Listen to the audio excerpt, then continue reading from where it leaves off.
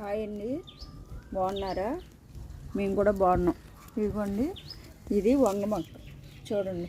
ఇదిగోండి 5 లీటర్ల బాటిల్ ఇది చూసారుగా. ఇదిగో ఇలా ఇంత మొక్క అయిపోయిందండి. ఇదిగో చూడండి, ఇదంతా ఒకటే. ఇదిగో ఈ బాటిల్ చూడండి, చాలా కాయలు కాసింది. అయితే ఇదంతా తీసేసి మళ్ళా అంటే కట్ చేద్దామని. చూసారుగా ఎంత పెద్ద చెట్టు. అయితే మళ్ళీ పూత స్టార్ట్ అయ్యింది, పిందెలు కూడా ఉన్నాయి. కట్ చేద్దామో వద్దా అని ఆలోచన చేస్తుంది. ఇదిగోండి ఇలా పూత వస్తుంది.